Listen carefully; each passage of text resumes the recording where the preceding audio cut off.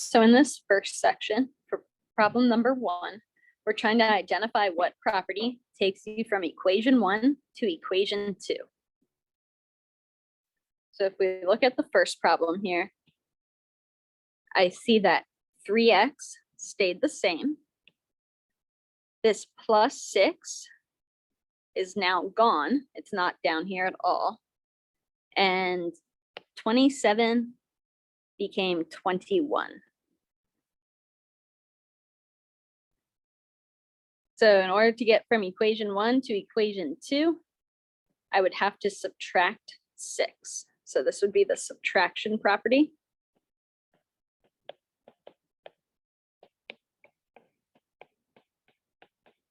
This is because if I subtract 6 on both sides, these 6's go away, and 27 minus 6 is 21. For this next problem, I noticed that my 3x stayed the same. Now my plus 6 became a minus 3, and my 27 became 18. So in my head, I think about 27 minus what gives us 18?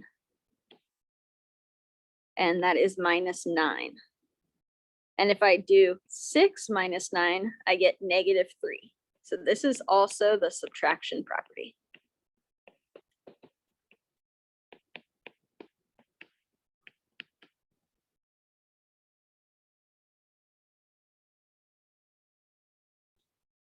This one here, I noticed that nothing stays the same between equation 1 and equation 2. So how do I get from 3x to 6x? How do I get from 6 to 12? How do I get from 27 to 54? So I'm noticing that all these numbers doubled. They are all multiplied by 2, right? 3x times 2 is 6x. 6 times 2 is 12. And 27 times 2 is 54. So this is the multiplication property.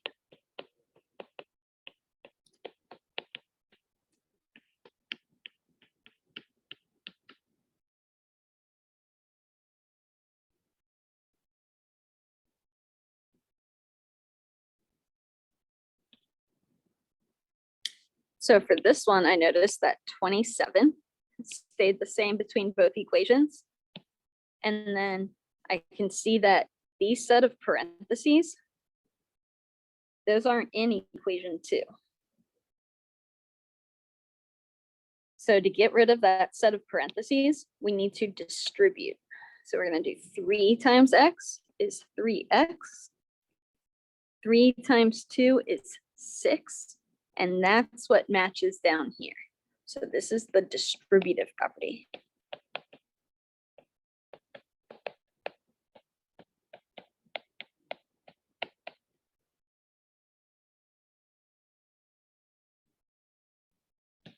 For this one, I noticed that I still have the x plus 2.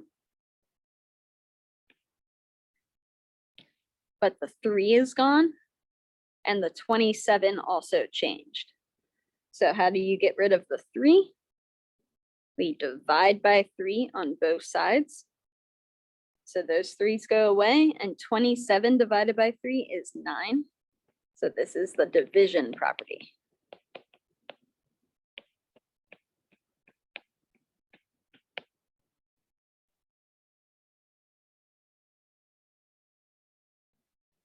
In our last problem here, I noticed that the 27 stayed the same. And so did the 6 and the 3x. But the 3x moved here. And the 6x, and the 6 moved there. So they switched spots. That is called the commutative property.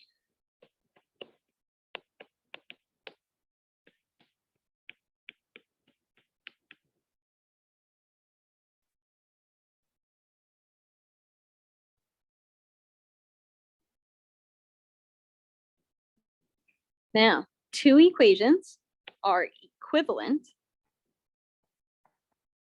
that means that they are equal, if they have the same solution.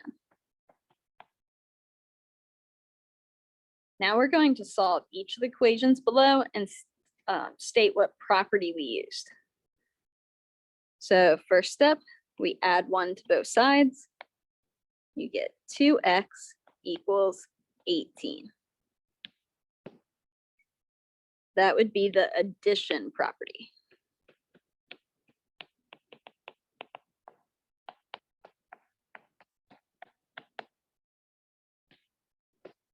Then a number next to a letter means to multiply.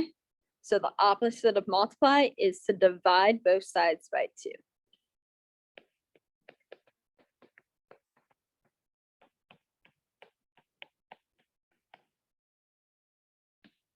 So now we get x equals 9 as our answer.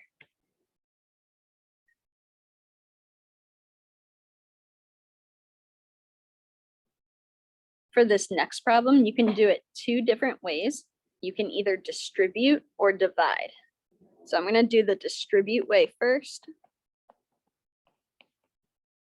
So this would be 4x minus 40 equals 8x. Now, when you have x's on both sides of the equation, you have to get them together. So I'm going to subtract 4x on both sides. That is our subtraction property.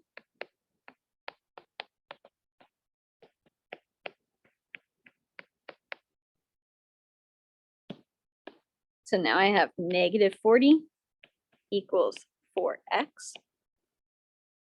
And to get rid of the 4 in front of the x, you have to divide by 4 on both sides.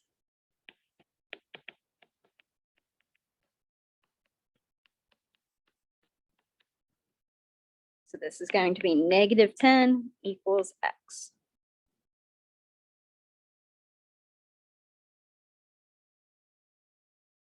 There is one other way that you can do this problem, and that's where you divide first.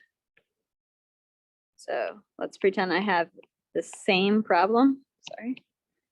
4 times x minus 10 equals 8x. So instead of using the distributive property first, I could divide both sides by 4, which is the division property.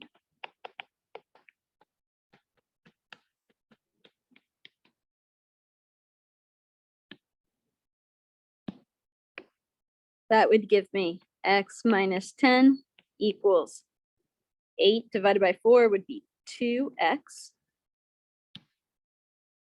Then I could subtract x on both sides and get negative 10 equals x. So that would be the subtraction property.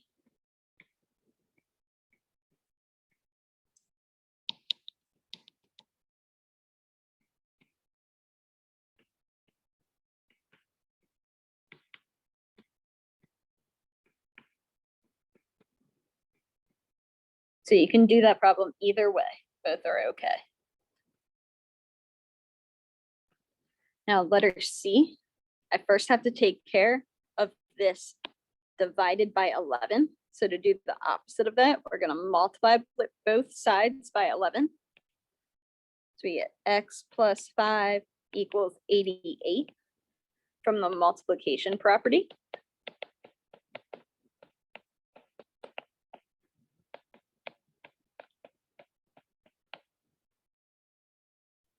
And then we have to do the opposite of the plus 5, which is minus 5 on both sides. So we get x equals 83. And that one is the subtraction property.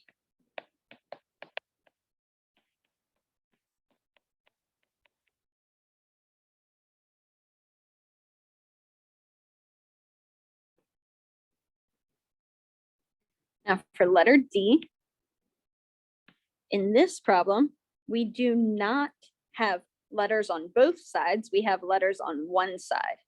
So we are going to combine like terms.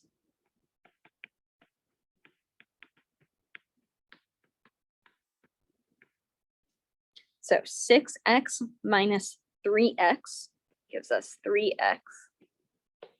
And 20 minus 5 gives us 15. A number next to a letter means to multiply, so the opposite of that is to divide by 3 on both sides.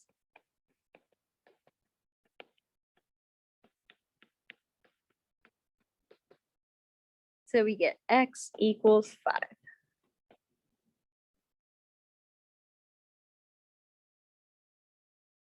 So that takes care of the first page. Now in this next problem, we want to describe the steps that they took to get from one line to the next. So this is where we're looking for what's different. So I start with x, or I'm sorry, I start with 3 times x over 5 minus 1. Well, that is the same thing down here. And then 24 is also the same. So you need to think about what is different. Well, what's different is that I multiplied by 1/3 on both sides. So we can write multiply by 1/3.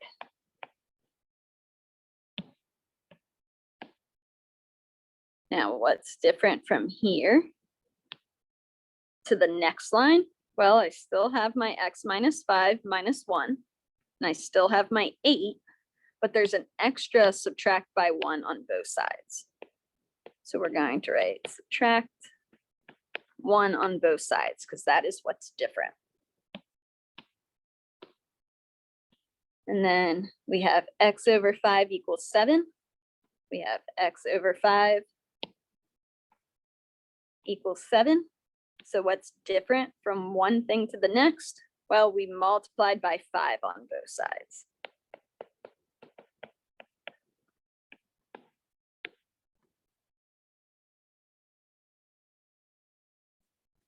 Now we can go over to Gustavo's work.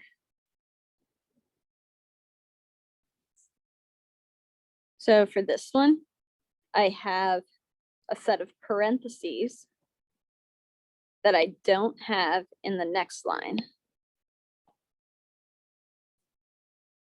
So for me, I noticed that that means that I need to do distributive property.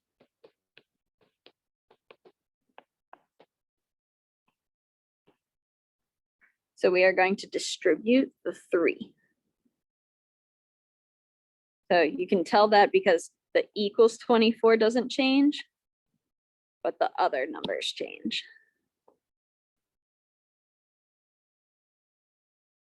Now, we have 3x over 5 minus 3. So that's the same thing in the next line. And our 24 is the same in the next line. So what's the difference between the two lines? Well, we added 3.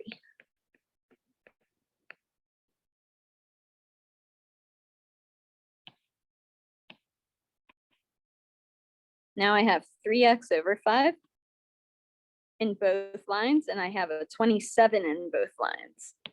So what is the difference between the two lines? Well, that second line has a multiply by 5 on both sides.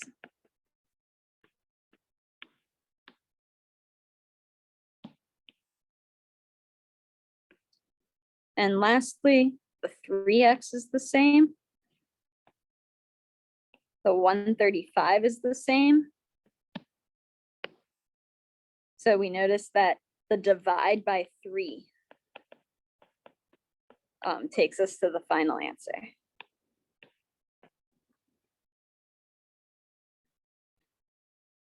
Now our next question says, who solved it correctly? Well, I remember that over here, I thought it was a little bit suspicious that I had a -1 and then they did -1 again. That doesn't make sense because you're supposed to do the opposite operation. So this should have been a +1 here. So we can write the other one is correct. The Gustavo is correct. Julio should have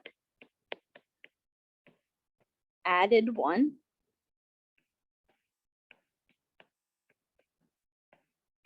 In step number 2,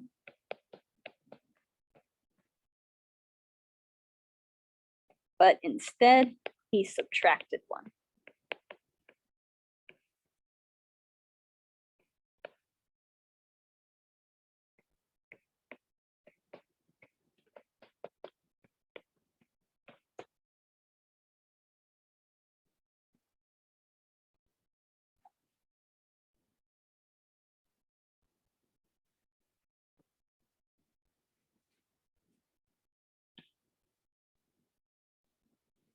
All right, so for number 5, they give us an equation. They say T is the total cost of your purchase. So total cost is the T. It says B is the number of bath towels.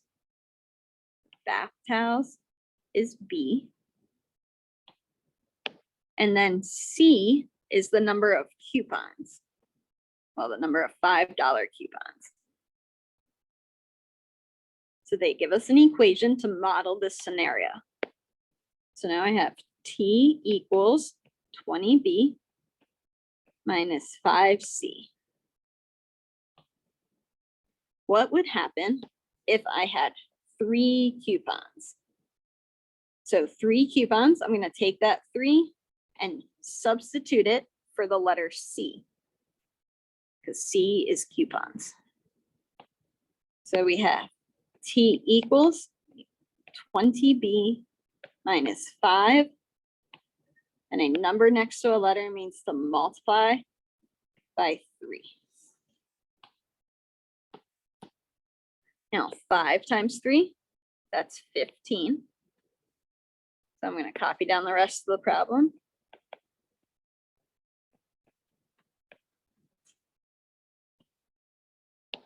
Now, reading the directions, it says that we want to make it easy to find the number of bath towels. So that means I want to get the B by itself. So I'm going to get everything away from the B. So to do that, we want to, instead of minus 15, we need to add 15 to both sides. So T plus 15 equals 20B. Now I need to get B by itself, so I need to divide by 20 on both sides. So my answer is T plus 15 divided by 20 equals B.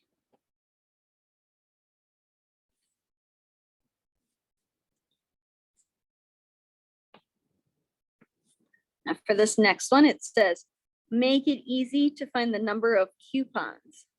So that means that we want to get C by itself, because coupons is the letter C.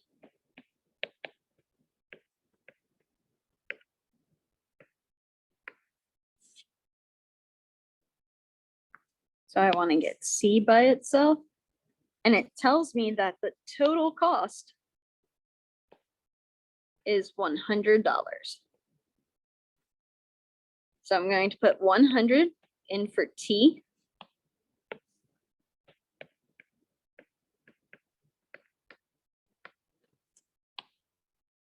I need to move this 20B to the other side. So right now it's a positive 20B. So I'm going to subtract 20B from both sides.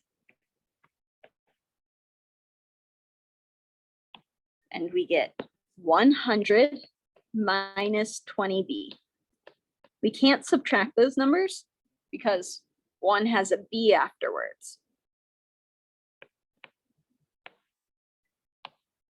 Now our final step is we have -5 times C. So we need to divide by -5 on both sides. We get 100 minus 20B divided by -5 equals C.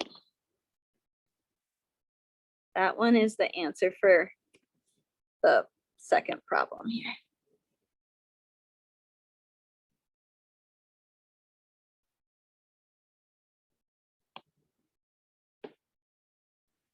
So this last problem on the second page, we have P equals 5R. So P is equal to 5 times R. So we are going to be multiplying each of these numbers by 5. So 1 times 5 is 5. 2 times 5, 10. 3 times 5, 15. 4 times 5 is 20. And then now they give us the output. They give us the answer. So to go backwards, the opposite of multiply is to divide. So going backwards, we divide by 5. 45 divided by 5 gives us 9.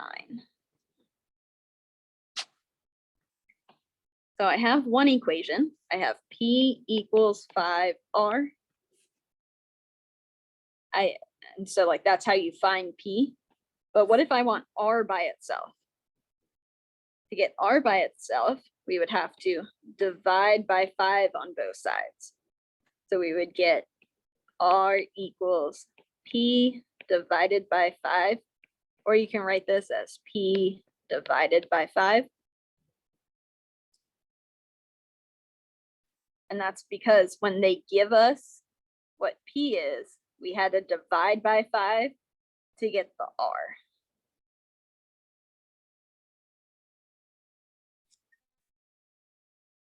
I'll do the next 2 pages in the second video.